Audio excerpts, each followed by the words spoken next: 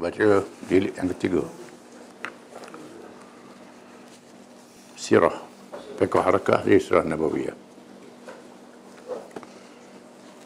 Muka surat 1. Selepas mukaddimah tak baca. Bab 1, gerakan sebelum peperangan Mu'tah. Mu'tah ialah perang yang berlaku di Jordan.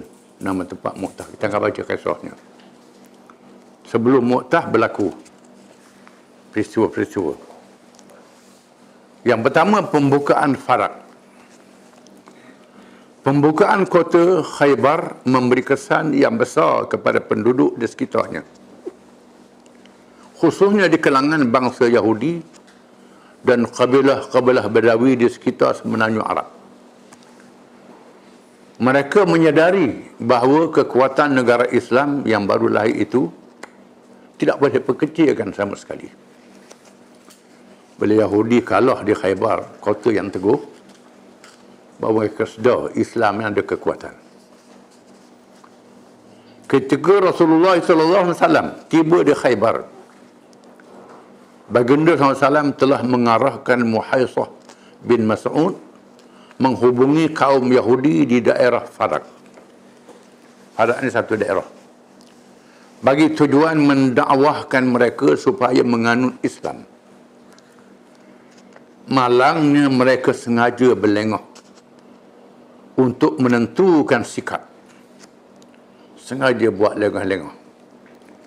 Apabila Khaybar sudah ditawan oleh badan tentera Islam, mereka mula berada dalam ketakutan. Bila Khaybar jatuh, mereka takut. Ekoran dari itu, mereka telah menghantar rombongan berjumpa Rasulullah SAW untuk tujuan perdamaian. Rasulullah SAW bersetuju menerima perdamaian dengan syarat pihak Yahudi tadi menyerah separuh hasil perang, seperti mana syarat yang ditetapkan kepada penduduk Khaybar sebelum itu. Rasulullah menerima perdamaian kerana Quran mengatakan, wa in janahu lis-salmi fajnah laha wa tawakkal 'ala Allah. Jika sekiranya musuh-musuh itu cenderung kepada perdamaian, hendaklah berdamai dan bertawakal kepada Allah. Kerana dalam konsep hubungan antara bangsa, Islam mendahulukan perdamaian. Bila orang ajak damai, kita terima perdamaian. Kenapa? Matlamat kita nak mengislamkan orang sebanyak-banyaknya, ataupun dia tunduk di bawah kerajaan Islam, melihat keadilan Islam itu. Itu tujuannya. Nanti mereka tipu. Allah Ta'ala sebut lagi lepas ayat itu, wa in yuridu an yakhda'uka fa inna hasbaka Allah. Jika sekiranya mereka itu hendak menipu kamu, cukup Allah menolong kamu. Allah berjaminan orang tak boleh tipu kita. Dia tipu pun akan membelit leher mereka sendiri. Allah Ta'ala selamatkan Islam. Oleh kerana itu, bila orang-orang Yahudi pada ajak berdamai, Nabi terima perdamaian dengan syarat-syarat yang dimeteraikan. Di antaranya ialah membayar hasil, membayar cukai, ataupun mengambil sebahagian harta mereka.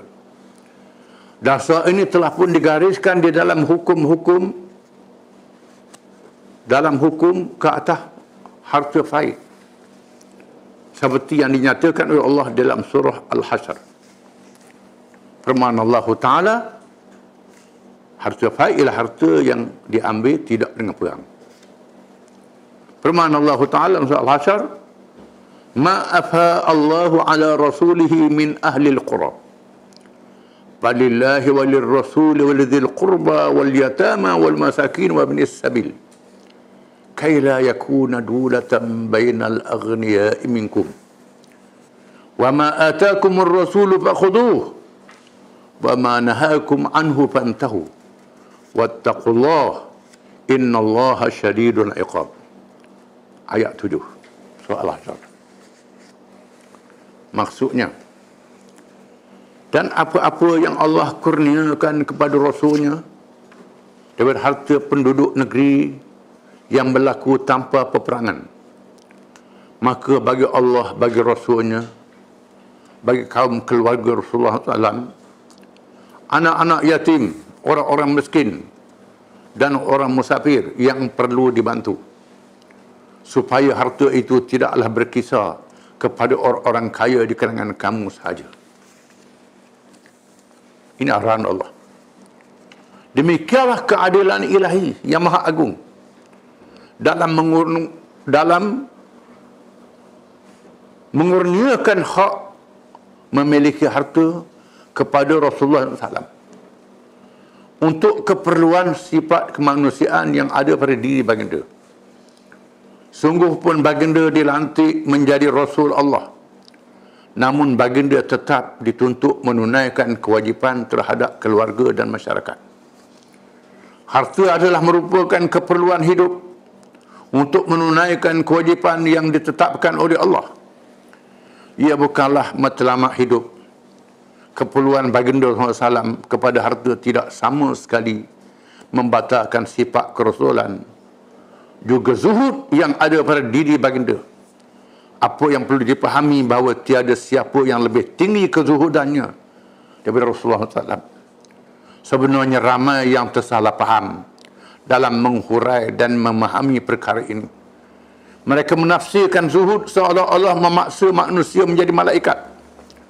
Terdapat juga di kalangan sahabat radhiyallahu anhum yang berpahaman demikian, di mana ada di kalangan mereka yang mahu berpuasa selama-lamanya, bersolat sepanjang malam sehingga tidak ada masa untuk tidur, tidak mahu makan makanan yang lazat, tidak mahu berkahwin atau mendekati isteri, dan lain-lain lagi dari perkara-perkara yang dihalalkan.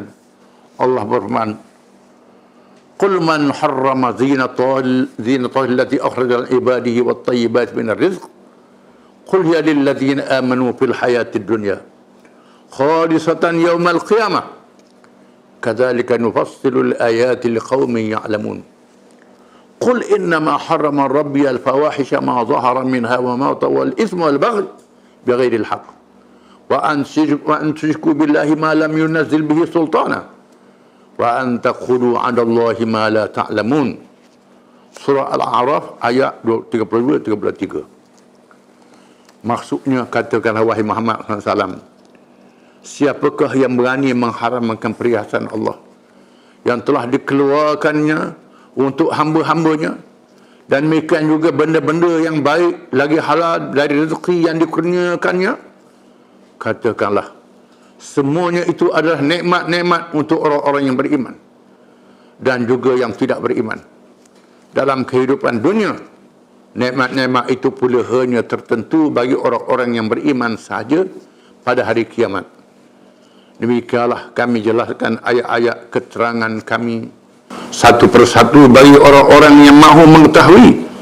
Katakanlah, sesungguhnya Tuhanku hanya mengharamkan perbuatan-perbuatan yang keji, sama ada yang nyata atau tersembunyi, dan perbuatan dosa dan perbuatan menceroboh dengan tidak ada alasan yang benar, dan diharamkannya kamu mempersekutukan Allah dengan sesuatu dengan tidak menurunkan sebarang bukti yang membenarkannya, dan diharamkannya kamu memperkatakan terhadap Allah sesuatu yang kamu tidak mengetahuinya. Jangan bercakap perkara Islam kalau kita tak tahu sungguh-sungguh. Menunjukkan bahawa Nabi ada peruntukan negara bagi Nabi dan bagi keluarga Nabi. Zaman sekarang disebut gaji dan yang lain. Oleh Nabi, dia Nabi dilantik oleh Allah Ta'ala, dia seorang manusia, berhajat pada makanan, pakaian, minuman dan tempat tinggal. Ada keluarga. Maka Allah memberi satu peruntukan besar pada Nabi SAW. Daripada harta faid ini, sehingga sebahagian daripada diberi pada Allah dan Rasul dan keluarga Nabi. Diberi khusus kerana keluarga Nabi diharamkan menerima zakat. Ahlul bait tak boleh terima zakat. Maka Allah beri peruntukan daripada harta faid. Bila Islam memerintah, negara yang besar sudah tentulah harta terlalu banyak. Maka Nabi dapat harta yang banyak. Tetapi Nabi tak lalai dengan harta. Dengan makna zuhud ni bukan makna tak ada harta. Adalah salah mereka yang menganggap zuhud ni tak ada harta. Minta sedekah. Malah kerja. Ini bukan ajaran Islam. Zuhud ialah sifat yang diajar ilmu tasawuf yang membersihkan hati manusia. Ilmu tasawuf ilmu jaga hati. Bukan jaga jasad. Jaga jasad ada ilmu lain pula. Ilmu fiqh. Jaga akidah. Jaga iman, ilmu akidah. Ini semua ilmu Islam. Disebut malaikat Jibril dengan iman, Islam dan ihsan. Ini 3 perkara dalam Islam yang mesti kita faham. Jangan ambil satu saja. Ada orang menafsirkan zuhud secara salah. Zuhud ni makna pakar-pakar yang buruk. Jalan tunduk je. Pernah disebut dalam satu cerita zaman Sayyidina Umar, ada seorang yang tunduk warung pada Sayyidina Umar. Jalan tunduk Sayyidina Umar piak belakang dia. Katuk belakang. Irfa' ra'sak. Angkat kepalamu. Sayyidina Umar kata ni. Islam tak ajar macam ni. Islam tak ajar lemah-lemah begini. Ini katuk Sayyidina Umar. Jangan. Ini kena faham. Makna zuhud, makna tasawuf itu apa dia? Tasawuf ni ilmu yang jaga hati. Jaga tubuh jasad ni lain. Tak salah kita pakai pakaian molek, tak salah kita ada kereta, tak salah. Tak jadi salah. Yang salahnya kita mengabdikan pada harta itu dengan hati kita. Lupa pada akhirat. Ini salah. Nabi diberi peruntukan yang banyak oleh Allah. Disebut dalam Quran. Dalam surah Al-Hasyr ayat 7. Nabi dan keluarga Nabi mendapat peruntukan yang besar. Oleh kerana itulah bila Nabi sudah wafat, Nabi tak ada pesaka. Zaman Abu Bakar, peruntukan ini masih ada pada keluarga Nabi. Zaman Sayyidina Umar, bila Islam sudah melebar luas, banyak harta-harta, Sayyidina Umar memberi peruntukan pada isteri-isteri Nabi dan anak-anak Nabi dengan jumlah yang besar. Namun mereka tak lupa pada masyarakat. Mereka tak ada masyarakat. Tolong orang. Di sana ada bahagian anak yatim. Orang yang tak ada keluarga untuk jaga dia. Penjaga dia meninggal dunia. Orang miskin, pendapatan tak cukup. Orang yang putus belanja dalam perjalanan. Zaman Sayyidina Uthman bin Affan, Sayyidina Uthman gunakan bahagian Ibn Sabil, sama ada zakat ataupun faid ini, untuk membuat persinggahan tempat orang musafir. Bukan sahaja masjid, tempat tumbangan orang musafir. Kemudian tempat kemudahan makan minum dia. Menyebabkan orang musafir berkumpul di situ ramai-ramai. Bila orang musafir berkumpul ramai-ramai, menyebabkan orang pergi berjual di situ. Orang pergi berjual, orang berniaga di situ. Menyebabkan petani-petani, penternak bawa barang dia di situ. Maka terbinalah bandar-bandar di wilayah Islam dengan cara ini. Bukan makna bila kerajaan berbelanja rugi duit, tidak. Bila kerajaan berbelanja daripada zakat, daripada faid, daripada bahagian Ibn Sabil dan sebagainya, bila ada kemudahan orang berkumpul. Bila orang berkumpul ada pasar. Bila ada pasar ada kegiatan. Bila ada kegiatan, duit banyak. Pertanian banyak. Perniagaan banyak. Maka zakat banyak. Zakat jadi banyak dan cukai bagi orang bukan Islam banyak juga. Orang Islam wajib bayar zakat. Orang bukan Islam bayar jizyah, bayar kharaj. Menyebabkan ekonomi negara meningkat. Ini makna Islam.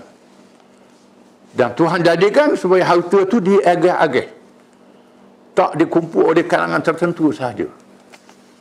Kekayaan itu diagih. Mereka yang malahlah. Itu cerita lain. Tetapi di sana ada orang rajin yang menjana ekonomi negara.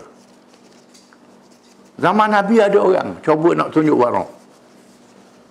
Nak semayang lama tak boleh tidur langsung. Tinggal anak bini. Nak duduk masjid je, duduk berzikir. Nak pakai nak balik. Sapa ke Nabi. Allah Ta'ala menurunkan ayat yang kita baca tadi. Yang kita baca kemudian tadi. Qul man haram min Allah tadi. Turunkan ayat ni. Ditujukan kepada sahabat-sahabat yang nak tunjuk warak ni. Allah Ta'ala tegur mereka. Dan Rasulullah SAW bersabda, man radiba an sunnati falaysa minni. Sesiapa yang tidak suka pada ajaranku, maka dia bukan dari kalanganku, kata Nabi. Aku kahwin, ada isteri, ada anak, ada keluarga, aku makan, aku minum. Ada hari aku puasa sunat, ada hari aku tak puasa. Hak wajib tetap. Ada masa aku tidur, ada masa aku bertahajud. Bukan bertahajud sebanyak tak tidur langsung. Riwayat kitab-kitab tasawuf mengatakan setengah orang tak tidur langsung macam malaikat itu pelawak, itu bohong. Kononnya kuatnya ibadat sampai tak tidur. Sehingga semaya subuh dengan wuduk semaya esok. Sampai begitu benar. Berdoa lalu. Kitab-kitab yang berdoa lalu ni. Ini bercangguh dengan ayat Quran. Bercangguh hadis Nabi SAW. Ada kitab-kitab lah ni. Kitab-kitab yang cerita macam ni. Semua riwayat yang bercangguh dengan Quran, dengan hadis kita kena tolak. Kitab tasawuf ke, kitab akidah, kitab apa ke, kena cek balik. Kerana setengah ulama kita bila karangan kitab, dia masuk belaka. Semua riwayat yang betul yang saya masuk habis, masuk Israiliyat. Tujuannya supaya orang belajar dengan berguru, guru yang mensyarahkan kemudian. Ini bahayanya kalau baca kitab sendiri tak ada guru. Guru yang mursyid, yang mengetahui hadis ni sahih, hadis ni dhaif, hadis ni ada gini-gini, bagaimana huraiannya, mesti ada orang yang faham. Rentetan sirah Rasulullah SAW dalam peristiwa ini menunjukkan tentang dasar keadilan negara Islam dalam melaksanakan pengagihan harta rakyat. Pengagihan wajib ditunaikan oleh pemerintah, oleh kerajaan, terutamanya kepada mereka yang benar-benar memerlukan bantuan. Jangan agih pada orang yang tak perlu bantuan, orang yang senang dah. Ini ada orang senang dah minta bantuan juga. Ini silap. Satu kezaliman terhadap masyarakat. Tidak boleh. Ini hak orang yang memerlukan bantuan saja. Ini setengah tu, ibu bapa dia tulis surat, suruh terima kebajikan masyarakat. Padahal dia mampu, tak malu, dia mampu tolong ibu bapa dia. Di sana ada orang yang tak ada penjaga, tak ada, ini perlu lagi. Kalau kita buat kerja macam ni, kita rapah hak orang. Ini satu zalim dalam harta, tak boleh. Beri pada mereka memerlukan bantuan saja. Orang yang tak perlu bantuan, jangan ambil bantuan, kerana dia sudah ada, kena ada harga diri. Malah ni zaman sekarang ni orang tak ada maruah, tak ada harga diri. Dah ada duit pun minta bantuan juga. Ini silap. Memerlukan bantuan, ini tolong, disebabkan kemiskinan, kehilangan ketua keluarga anak yatim, terputus belanja ketika musafir dan lain-lain. Manakala mereka yang berada pula diperingatkan agar tidak lalai tentang tanggungjawab dan kewajipan terhadap masyarakat yang menjadi pendukung dan tapak kepadanya untuk mendapat harta. Orang kaya kena sedar, dia tak boleh harta kalau tak ada orang miskin. Seorang peniaga tidak akan mendapat keuntungan kalau tiada masyarakat yang menjadi pelanggan. Kena sedar. Petani tidak akan memperoleh apa-apa kalau tidak ada peniaga dan pengguna memberi hasil keluarannya. Orang petani kalau tak ada orang beli, tak ada guna. Tak ada peniaga, tak ada guna. Majikan tidak wujud tanpa buruh. Majikan tak ada kalau buruh tak ada. Kena ada orang bekerja. Pemimpin tidak akan bererti dan tidak punya sebarang nilai tanpa rakyat. Jadi pemimpin, rakyat tak ada. Pergi Pulau Tinggu, istilah saya jadi presiden. Rakyat dia kera dengan tikus. Mesti ada rakyat. Dan begitu seterusnya. Bagi semua peringkat manusia. Tuhan jadikan peringkat-peringkat. Harta yang begitulah seterusnya bagi semua peringkat manusia. Harta yang datang merupakan rezeki kurnia Allah melalui proses pusingan yang melibatkan semua lapisan hamba dan makhluknya. Maka dengan sebab itulah Allah memerintah supaya menunaikan kewajipan kepadanya pada harta dan pada masyarakat. Di samping tidak melupai kewajipan terhadap sesama makhluk dengan melalui peruntukan hukum zakat, nafkah, ghanimah, faid, hadiah, sedekah dan lain-lain. Wallahu a'lam.